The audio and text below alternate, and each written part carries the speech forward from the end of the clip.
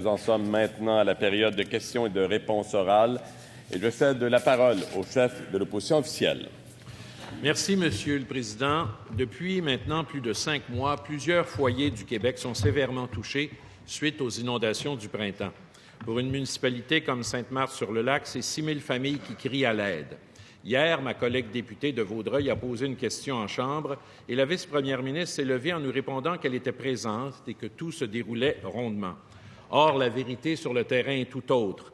Monsieur le Président, l'eau n'a pas passé par-dessus la digue, elle a cédé parce que l'entretien était déficient et c'est la responsabilité des autorités municipales et du gouvernement du Québec. Monsieur le Président, les 6 000 familles ont interpellé le premier ministre à plusieurs reprises. Elles lui demandent de se rendre sur place pour rencontrer les gens, entendre leur réalité et comprendre leurs difficultés. Les 6 000 familles demandent de l'aide directement au premier ministre. Est-ce que le premier ministre peut reconnaître que les citoyens vivent une grave injustice, cesser de faire la sourde oreille et rencontrer enfin les gens de Sainte-Marthe-sur-le-Lac?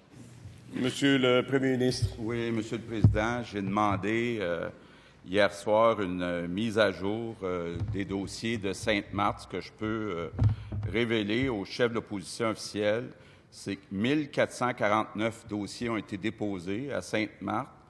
Il y a 84 des dossiers qui ont déjà reçu un premier versement et dans les 16 des dossiers qui restent, donc 221 dossiers, nous sommes en attente de documents de la part des familles. Donc, Monsieur le Président, ce qu'on a fait à Sainte-Marthe, c'est sans commune mesure avec la lenteur qu'on avait vécue en 2017.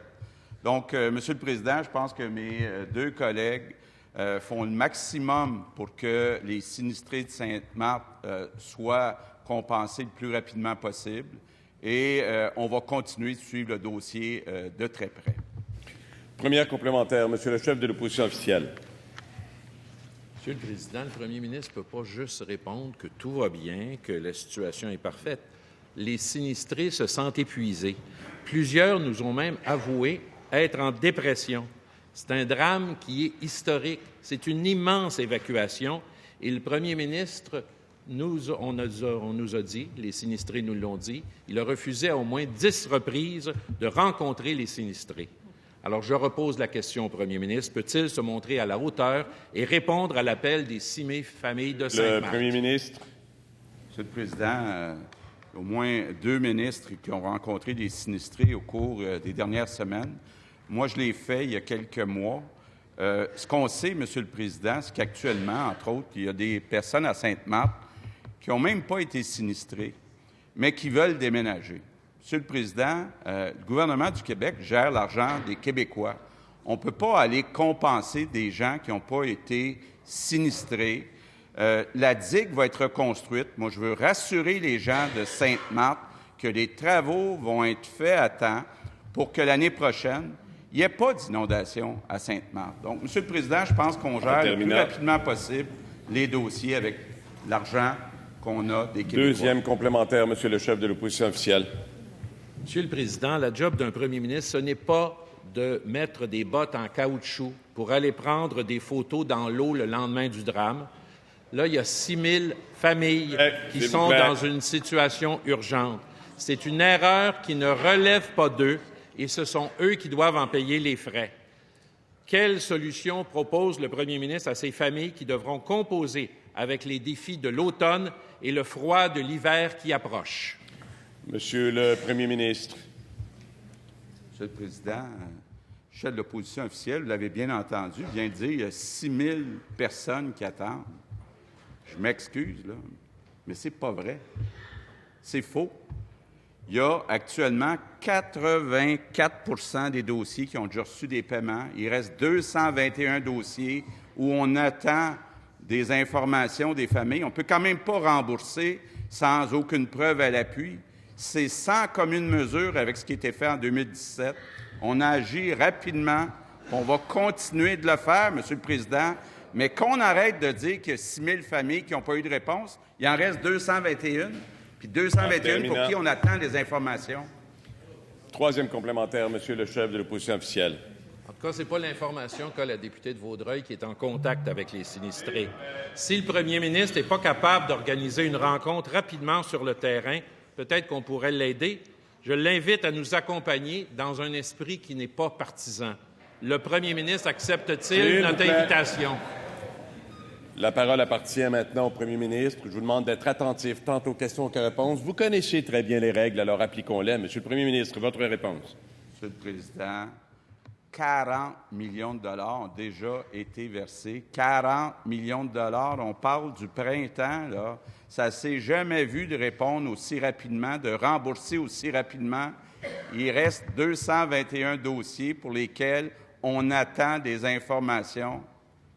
Monsieur le Président, tous les dossiers sont suivis. Il y a un sous-ministre qui est là à temps plein pour s'assurer qu'il n'y a aucun délai qui est causé par le gouvernement.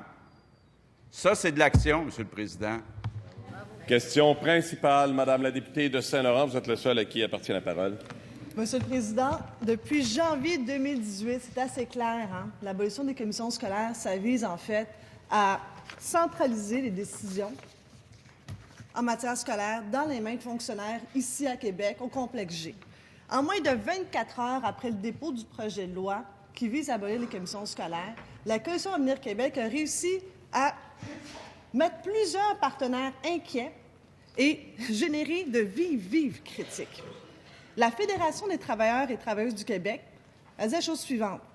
Il s'agit clairement d'un brassage inutile de structures qui n'apporte aucune amélioration des services offerts aux élèves. Il y a ici évidemment des craintes. Plus de pouvoir aux mains du ministre de l'Éducation, sans égard aux spécificités locales ou régionales. Pour la Fédération des commissions scolaires, bien évidemment, aucune valeur ajoutée pour les élèves. Est-ce que le ministre est prêt à reculer? Monsieur le ministre de l'Éducation. Monsieur le Président, on ajoute encore des épouvantails. On essaie de faire peur aux gens. Ce n'est pas une centralisation, c'est la plus grande opération de décentralisation de prise de décision gouvernementale des dernières années. Alors, il va y avoir plus de services aux élèves, moins de bureaucratie, plus d'argent qui va se rendre pour embaucher des professionnels qui changent des vies au quotidien. En économisant nos 45 millions sur 4 ans, on va être capable d'embaucher plus de 160 professionnels, des gens qui font la différence dans la vie des enfants en difficulté. Des gens qui, dans le dernier mandat libéral, se faisaient pointer à la porte parce qu'ils ont mis à la porte des professionnels. Nous, on en a embauché beaucoup plus que ce qu'ils ont mis à la porte. On réduit la bureaucratie, on décentralise la prise de décision, on implique les gens sur le terrain dans toutes les décisions d'ordre pédagogique, on augmente les services directs aux élèves et, bien sûr, l'opposition s'oppose. Mais c'est ce qu'on s'attendait d'eux. Première complémentaire, Madame la députée de Saint-Laurent. C'est pas mal plus le premier ministre qui en a mis à la porte lorsqu'il était ministre de l'Éducation, mais quand même. Ça ici, c'est le plan de la CAQ, la photo du ministre, son plan, et ça, monsieur, c'est marqué centre de... Je veux simplement vous dire que ce n'est pas un tableau, Madame la députée de Saint-Laurent, seulement pour vous dire que ce n'est pas un tableau didactique. Alors, je veux tout simplement de ne pas... Non, mais monsieur... Non, merci. Monsieur... Oui. Mon point, c'est la règle de base. Attendez qu'on vous fasse de l'autre côté un rappel au règlement. Ceci dit, Monsieur le Président, sur le fond des choses, la jurisprudence nous démontre qu'il y a un tableau didactique et pour faire comprendre. Et la députée, c'est pas un tableau, elle ne montrait pas un tableau, elle a un document auquel elle se réfère, Monsieur le Président. Non, merci, Monsieur le leader du gouvernement. Permettez-moi. J'ai exprimé un point de vue. Vous l'avez entendu. Je préside. Le président dit de faire attention à ces tableaux. Il n'est pas didactique. Je fais des rappels au règlement lorsque je le juge nécessaire. Monsieur le leader de l'opposition officielle, c'est comme ça. Merci, Monsieur le leader de... Oui, Monsieur le... Moi, je pense qu'on peut tout de suite aller... Non, Monsieur le leader du gouvernement, très rapidement. Oui, très rapidement, Monsieur le Président. Sur la question de l'application de nos règles.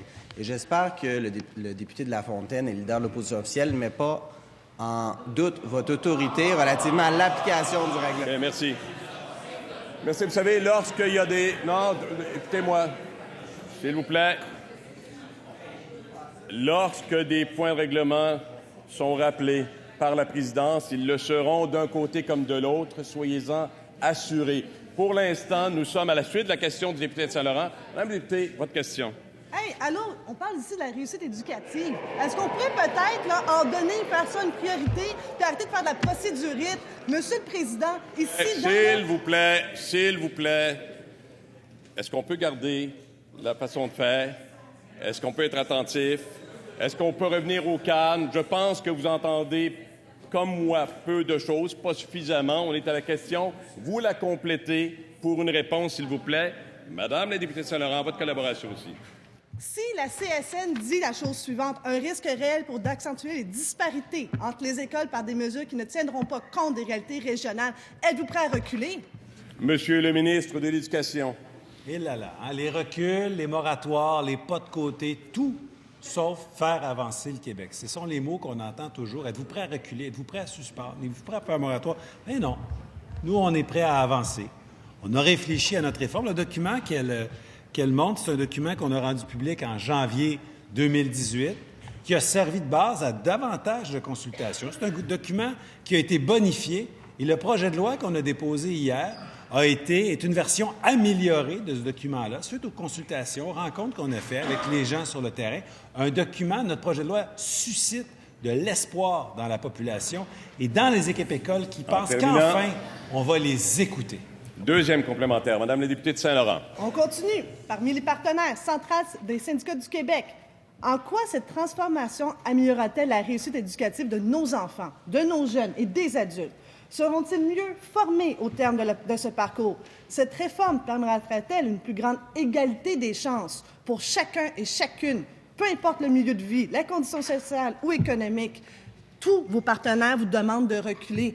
On sait que vous aimez ça foncer dans le mur, mais s'il vous plaît, écoutez vos partenaires. Vous adressez toujours à la présidence, Monsieur le ministre de l'Éducation. Monsieur le Président, on aurait été surpris que le Parti libéral approuve l'élimination des postes de commissaires, parce qu'on sait que bien souvent, c'est leur club école. Alors, bien souvent, c'est là... Alors...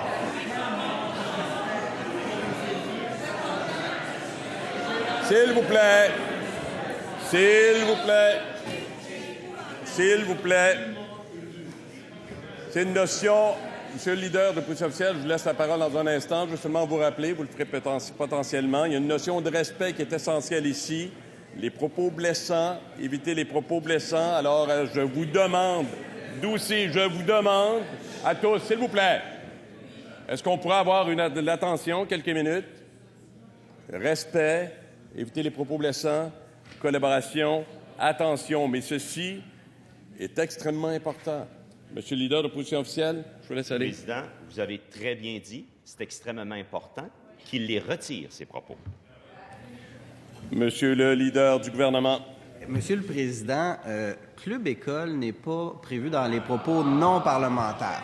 Deuxièmement, écoutez, si ça choque le Parti libéral de faire référence à des élus scolaires, Monsieur le Président, je pense qu'il y a une problématique. Le ministre de l'Éducation fait référence à une situation de fait.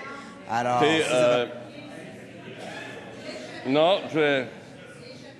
dans ce cas-ci, je pense qu'il y a une question de contexte dans ce qui est dit. Je continue à dire que ce sont des propos blessants. Je demande la collaboration du ministre et je vous demande de retirer ces propos. Et je vous demande de retirer ces propos. Monsieur le Président, par respect pour vous, je retire mes propos.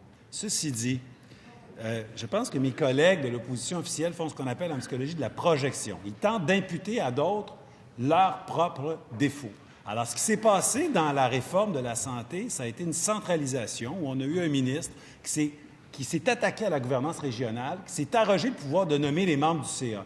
Nous allons faire le contraire de ça. On va laisser les régions se gouverner et le gouvernement ne nommera personne sur les CA ni les directions générales. On va faire le contraire de la réforme Barrette. Question principale. Encore une fois, attention, on se nomme par nos titres. Vous connaissez les règles, alors on les applique. Madame la députée de Saint-Henri-Sainte-Anne. Le ministre de l'Éducation du Québec, Monsieur le Président. Monsieur le Président, on va changer de sujet. La vitalité de nos régions est essentielle et elle dépend beaucoup de l'accès à Internet haute vitesse. Or, il existe encore au Québec plusieurs régions, plusieurs foyers qui n'ont pas accès à Internet haute vitesse. Le dernier gouvernement avait lancé 91 projets pour connecter 100 000 foyers et plusieurs de ces projets restaient à annoncer. On avait demandé au ministre de nous présenter son plan de match par rapport à ces 91 projets et de nous présenter la suite. Or, depuis le moment où on a fait cette demande, on attend. On attend, la FQM attend, les régions attendent, puis les députés en arrière du ministre attendent. Alors, ma question est assez simple. On avait 91 projets lancés sous l'ancien gouvernement. Où en est-on? Quel est le plan de match du ministre? Et est-ce qu'il peut le déposer en cette Chambre? Monsieur le ministre de l'Économie. Monsieur le Président, question que je vais répondre le plus clairement possible. La députée de Saint-Henri-Sainte-Anne me précède pendant d'une semaine. Je vais faire un point de presse sur ça la semaine prochaine. Effectivement, 81 contrats dans le Québec branché 1. Je dois avouer que ça a été long à contractualiser. On a fini la semaine passée de signer ces contrats-là qui vont permettre de connecter 110 000 foyers québécois sur les 340 000 qui ne sont pas connectés. Au même moment, nous allons lancer la semaine prochaine un programme que je vais annoncer proprement où on va, comme gouvernement, financer à 100 % certains projets pour les 230 000 foyers qui restent, qui ne seront pas couverts par le programme fédéral qui a été annoncé sous l'ancien gouvernement. Nous allons annoncer qu'on va connecter probablement 50-75 000 personnes sur ce programme-là.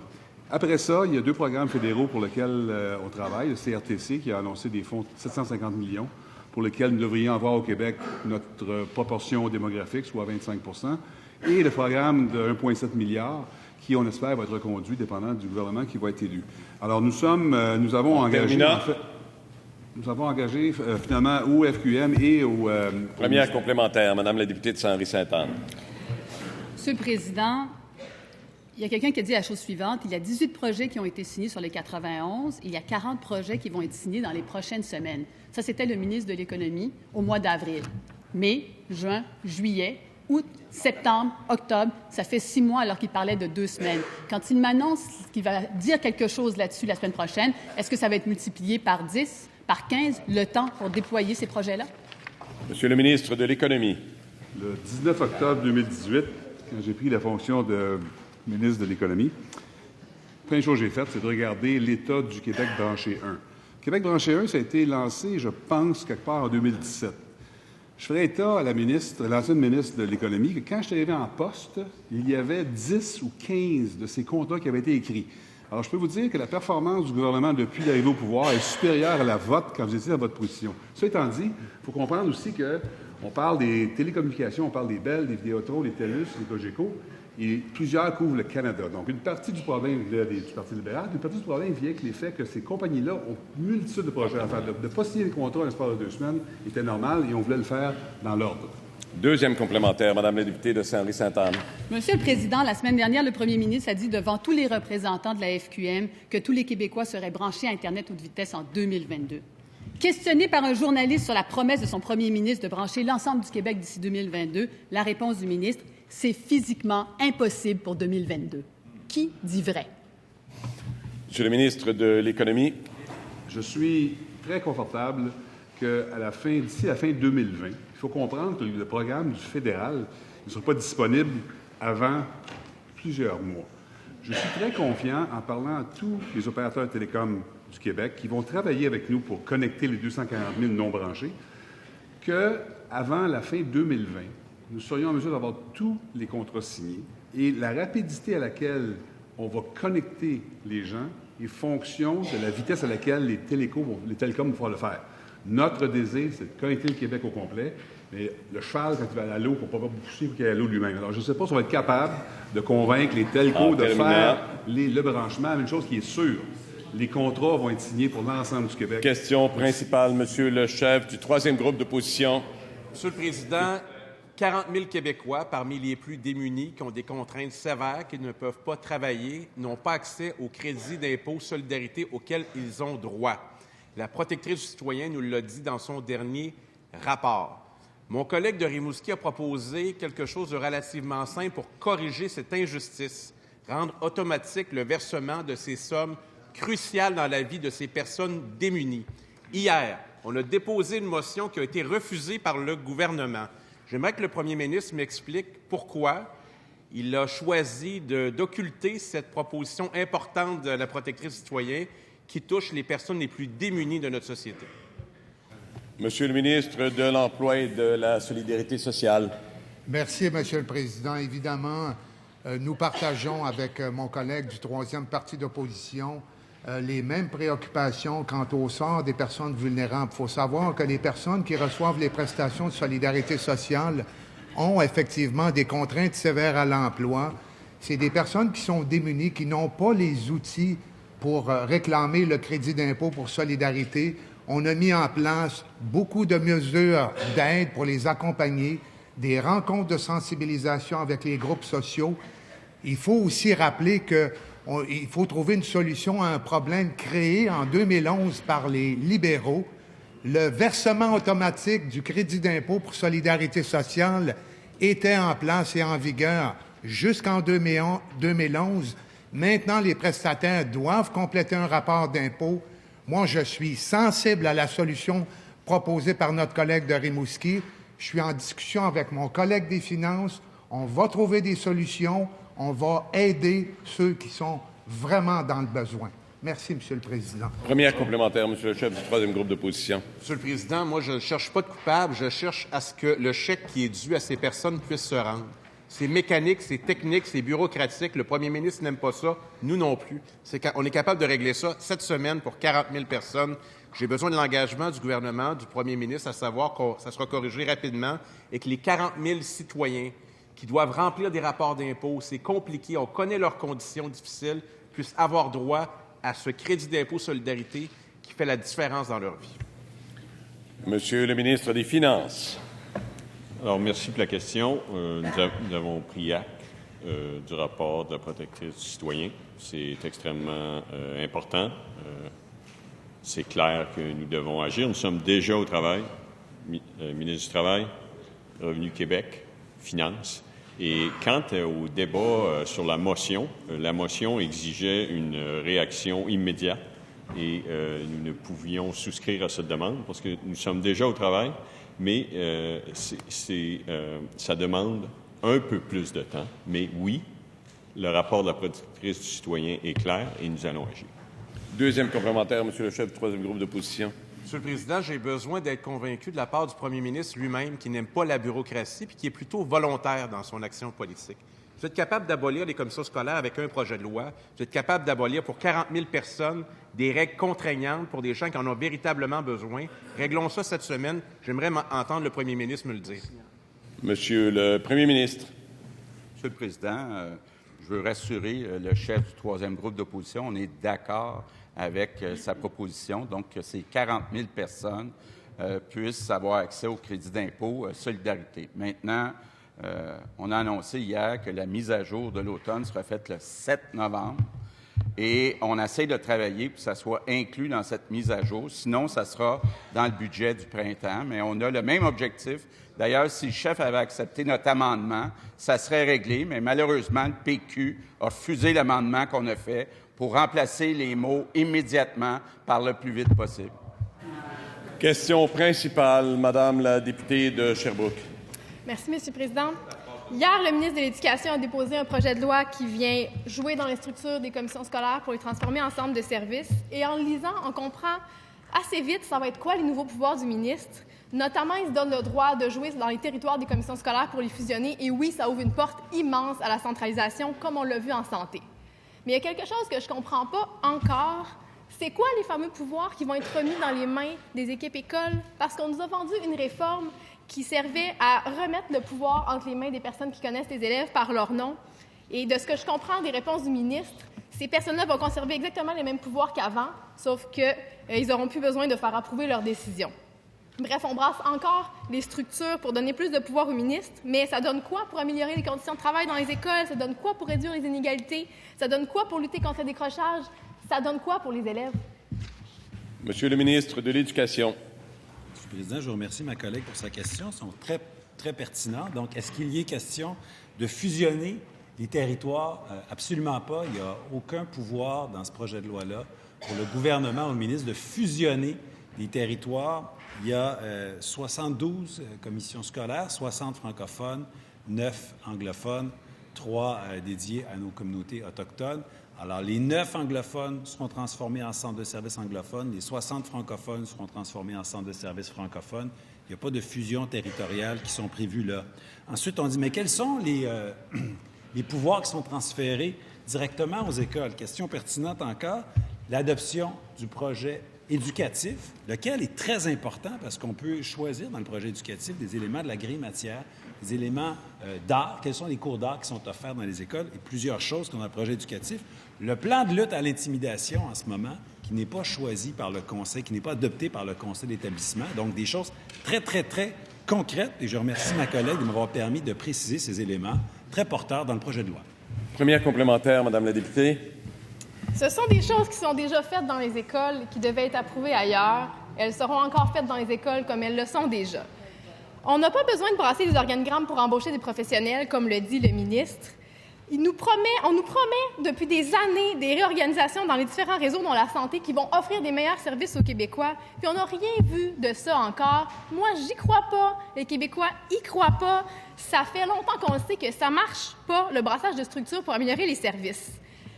On ne peut pas régler un problème en utilisant Le ministre de l'Éducation, à vous la parole.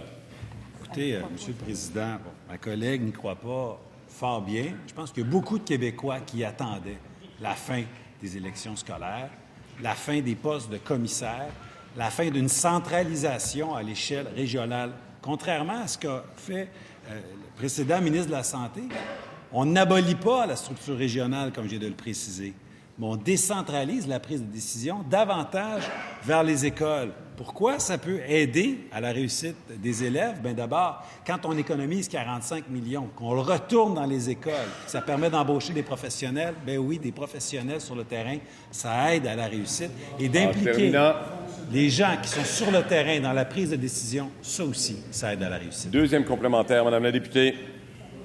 Le ministre calcule les coûts de cette réforme-là de la même manière que calculer le coût des maternelles 4 ans sur le coin d'une table, Monsieur le Président. Quand on regarde la planification des coûts, on constate que le ministre en a oublié pas mal. Comme il avait oublié les corridors, il a oublié les coûts de la transition. C'est comme acheter une maison en oubliant les coûts du notaire et du déménagement. Comment on peut faire confiance au ministre de l'Éducation pour estimer les coûts d'une réforme après le fiasco comptable des maternelles 4 ans? Monsieur le ministre de l'Éducation. Monsieur le Président, ma collègue manque d'arguments pour s'attaquer à la réforme et la transformation des commissions scolaires en centres de services. Maintenant, elle s'attaque aux services directs aux élèves de nos tout-petits de 4 ans. Le plan de déploiement des maternelles 4 ans est un plan qui fonctionne. On avait à peu près 400 classes l'an dernier. On en a augmenté de presque 65 % en une seule année. On répond aux besoins des élèves. On sert des élèves qui, l'an dernier, n'avaient pas accès à aucun service. Et dans certains cas, des élèves qui étaient dans des garderies libèrent des places en garderie pour libérer les listes d'attente, vont à maternelle 4 ans. C'est un succès sur toute la ligne, Monsieur le Président. Question principale. La parole n'appartient qu'au député de Lapinière. Monsieur le Président, nous sommes la seule formation politique qui a dit depuis son dépôt que le projet de loi 17 sur le taxi était injuste et qui a exigé des bonifications majeures. Injuste d'abord parce que c'est une expropriation et que les règles d'expropriation sont actuellement bafouées. Dans les faits, c'est comme une maison.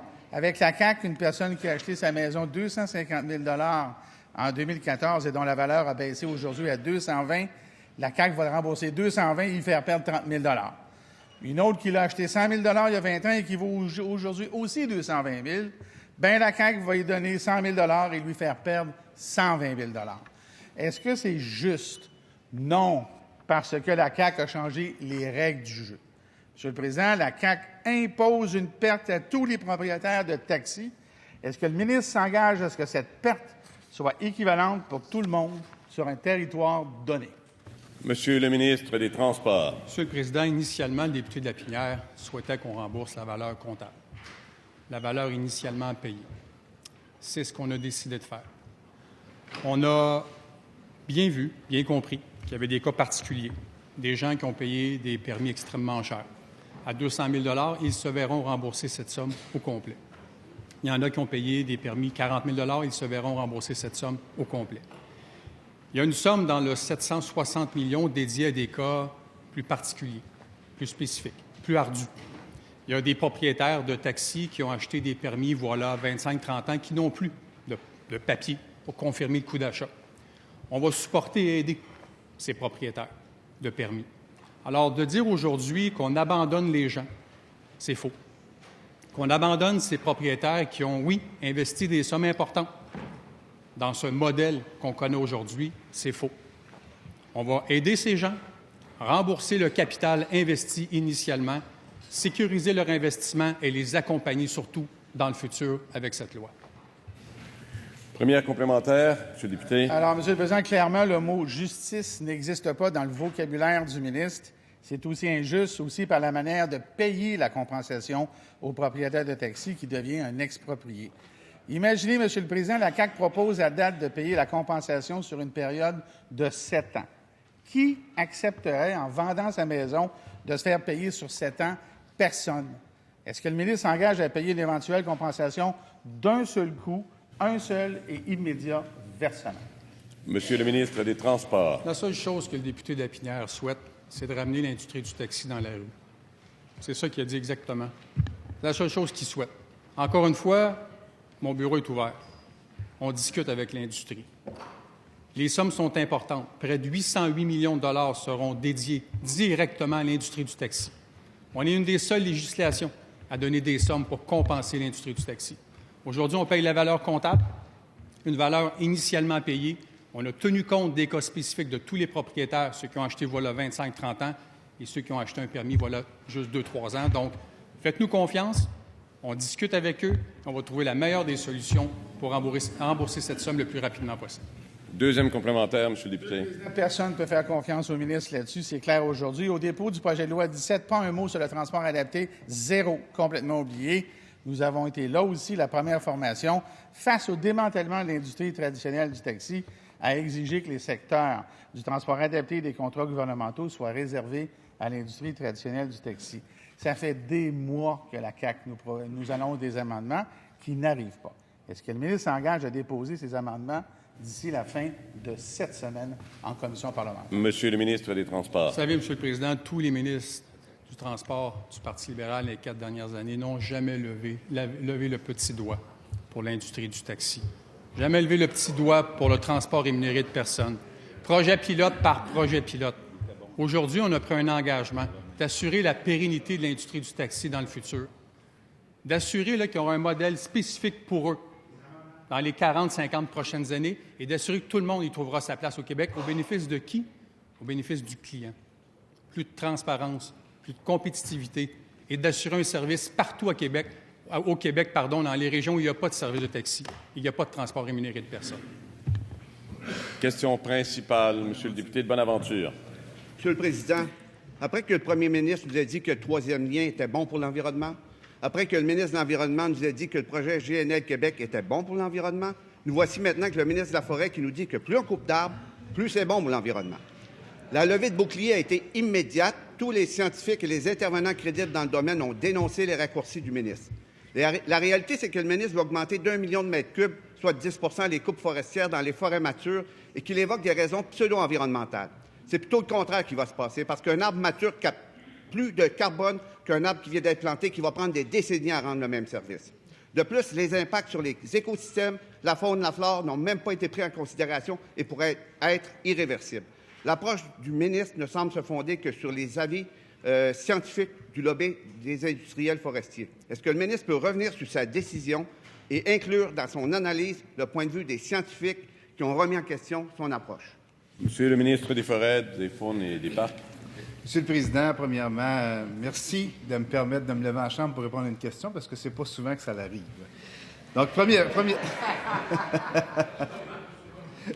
Première chose, j'aimerais dire une chose importante. J'espère que du monde qui a eu la chance de découvrir Woodrise en fin de semaine, cette semaine, je veux dire, il se passe un événement international ici qui est des bâtiments en bois. Et ça, dans notre stratégie au niveau de la CAQ, au niveau pas juste de la CAQ, mais de l'ensemble du ministère, c'est de travailler à développer les bâtiments de bois. Première chose que j'aimerais dire à mon collègue, si on veut développer des bâtiments de bois, il va falloir faire de la coupe de bois pour être capable de faire des structures en bois, des bâtiments, des ponts, etc.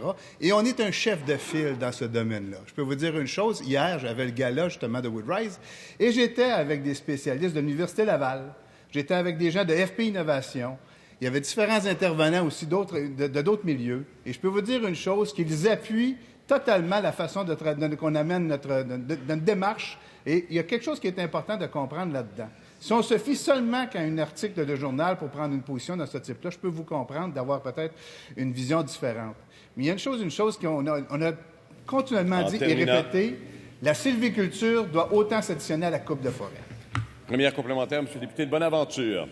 Écoutez, Monsieur le Président, un article fait référence à de nombreux scientifiques. Ceci étant dit, Monsieur le Président, le ministre doit savoir que dans la loi, le principe de résidualité oblige théoriquement les industriels à s'approvisionner en premier lieu chez les propriétaires privés et par la suite combler le déficit d'approvisionnement dans les forêts publiques. Au lieu de vouloir subventionner le transport du bois qui est en moyenne à 250 km des moulins et qui génère des GES, pourquoi ne pas soutenir un approvisionnement sur les terres privées qui sont à proximité des usines de transformation? Monsieur le ministre des Forêts, de la Faune et des Parcs. Monsieur le Président, je pense qu'on a fait déjà une grosse action cette année. On a augmenté les budgets au niveau, justement, des forêts privées. Donc, c'est quelque chose qui n'avait pas été fait dans le passé depuis nombre d'années. Donc, je pense qu'on a déjà fait une action en ce sens-là. L'autre élément aussi, on travaille sur tout l'aspect des bois de trituration, les petits bois. Donc, je pourrais maximiser la qualité de notre forêt. Mais il reste une chose, et ça, c'est important que mon collègue le comprenne, c'est qu'il faut avoir une harmonisation entre la coupe forestière et la sylviculture. Est-ce qu'on a du travail à faire sur notre sylviculture pour qu'elle soit compétente pour générer une forêt additionnelle pour le futur? Oui, ça, j'en suis convaincu qu'on a encore du travail à faire sur cet aspect-là. Mais pour le reste, jusqu'à présent, je peux dire une chose, le travail qui se fait sur le terrain se fait très bien. Deuxième complémentaire, Monsieur le député. Monsieur le Président, la loi sur l'aménagement durable du territoire forestier est claire. Elle priorise un aménagement écosystémique qui consiste à assurer le maintien de la biodiversité et de la viabilité des écosystèmes en diminuant les écarts entre les forêts aménagées et forêts naturelles. Le ministre a mentionné vouloir subventionner le remplacement des forêts de sapins par des forêts d'épinettes, ce qui s'avère être une destruction écosystémique à grande échelle. Le ministre va-t-il respecter la loi et reculer face à ces orientations? Monsieur le ministre des Forêts, de la Faune et des Parcs. Monsieur le Président, deux choses. Premièrement, il faut quand même mettre ça dans une perspective logique. Ce n'est pas du mur à mur qu'on veut faire au niveau du Québec, premièrement. Et deuxième affaire, peut-être que le collègue ne le sait pas, mais on travaille justement sur notre fameuse loi. Le parti de l'opposition officielle doit le reconnaître. Là, il y avait eu la loi qu'on appelait le projet de loi 161 sur les habitats fauniques. Et parallèlement à tout ce travail-là qui s'est fait pour l'industrie, ou sans dire pour l'industrie, pour la foresterie du bois, il reste tout l'aspect faunique. Et justement, on veut déposer un projet de loi qui est mort au feuilleton dans l'autre législation. On veut déposer un projet de loi au printemps prochain qui va s'harmoniser avec la foresterie et tout l'aspect du développement forestier. Question principale, Monsieur le député de Pontiac. Monsieur le Président, il y a quelques semaines, j'ai parlé à la ministre de la Santé de la fermeture de l'urgence Cloutier du Rivage. Depuis notre échange, le CIUS et certains médecins se sont prononcés pour le projet. D'autres médecins, accompagnés d'infirmières et de préposés, se sont prononcés contre le projet et une pétition a été signée par des milliers de citoyens contre la fermeture. Jusque-là, ça va, Monsieur le Président. Mais la docteure Jannick Dion, la médecin de Cloutier du Rivage, qui est inquiète pour ses patients, a parlé publiquement et je la cite. La clinique qu'ils offrent, c'est une très bonne idée, mais n'enlevez pas le seul sans rendez-vous de la région. Et pour ça, Monsieur le Président, voici le courriel qu'elle a reçu du CIUS. Docteur Dion, nous n'encourageons pas les sorties médiatiques. Poursuivre vos actions relève davantage de la campagne de salissage qu'autre chose. Si vous désirez poursuivre votre implication à titre de chef adjoint de l'urgence de Shawinigan, vous devez cesser toute cabale et intervention externe dans ce dossier. Monsieur le Président, je dépose son courriel et je demande à la ministre pourquoi le CIUS tente-t-il de faire taire ceux qui s'expriment simplement au nom de leurs patients. Consentement pour le dépôt du document. Consentement. Madame la ministre de la Santé et des Services sociaux. Monsieur le Président, il faut se recamper dans l'objectif de ce projet, qui est de donner des bons services à la population qui reçoit ces services à Cloutier du Rivage. Alors, il y a effectivement eu des débats dans la communauté. Mais, Monsieur le Président, moi, je veux rassurer la population que les services vont être au rendez-vous. C'est sûr qu'il y a une transformation qui se fait parce que les médecins qui travaillaient à Cloutier du Rivage, on en a besoin dans les urgences de Mauricie et Centre du Québec. Alors, on va avoir des infirmières praticiennes spécialisées qui vont venir donner des services à la population et d'autres professionnels. Ce seront donc des services plus complets. Les infirmières praticiennes spécialisées vont donner des services courants, des services sans rendez-vous, des services avec rendez-vous. Il y aura un médecin également sur place et les services vont être donnés dans les règles de l'art pour cette population dont il faut prendre soin, Monsieur le Président. Cette population a beaucoup de besoins. Première complémentaire, Monsieur le député. Monsieur le Président, si la TRAC était ici, la ministre est là, elle est à côté parce qu'on lui parle de représailles. Elle nous parle de son programme, elle nous parle de services. Mais la ministre elle-même nous disait « l'époque des représailles est révolue. Sentez-vous à l'aise, parlez. Ça change actuellement. » Je ne vous dis pas que ça va changer, ça change. La ministre disait « on est dans un contexte de bienveillance pour les citoyens, pour les patients, pour le personnel. » Est-ce qu'elle peut garantir aujourd'hui au Dr Dion que c'est la dernière fois qu'elle va faire face à des représailles et que personne d'autre, pas une infirmière, pas un préposé, va en avoir aussi? Madame la ministre de la Santé et des Services sociaux, s'il vous plaît. Monsieur le Président, effectivement, je l'ai dit, nous devons écouter le personnel, les intervenants, et ça comprend tous les intervenants. Alors, il n'y a pas de représailles. Les gens doivent s'exprimer et nous devons les écouter, engager un dialogue. Mais nous devons avoir l'objectif commun de donner les services, de donner accès à de bons services à la population, et ça doit être l'objectif commun. Alors, il peut y avoir débat, mais nous devons nous assurer que ces services soient en rendez-vous pour la population qui va à Cloutier-du-Rivage. Deuxième complémentaire, Monsieur le député. Monsieur le Président, il y a quelque chose qui ne marche pas au CIUS de la Mauricie Centre du Québec. Juste dans les dernières semaines, on a fermé une urgence. On a avancé faussement que les embauches étaient faites à cette urgence-là. On a dit aux citoyens que ça ne valait pas la peine de signer une pétition. Les médecins et les employés font face à des représailles que la ministre refuse de dire à tous ces gens-là que ça n'arrivera pas encore, que c'est pas correct. On a été forcé de retirer un questionnaire sur les habitudes sexuelles des parents à venir. On envoie la police chez un employé pour lui dire de retourner au travail. Il serait temps que la ministre ait une discussion avec son PDG. Madame la ministre de la Santé et des Services sociaux. Monsieur le Président, la discussion a eu lieu entre le sous-ministre et le PDG. Et d'envoyer la police chez un employé est absolument inacceptable, intolérable. On ne tolérera pas. Il n'y a pas un gestionnaire qui peut faire cette action-là, d'envoyer des policiers chez un intervenant. Alors, Monsieur le Président, il y a des excuses qui ont été présentées à cet employé. C'est inacceptable. Un rappel qui a été fait et à l'ensemble du réseau.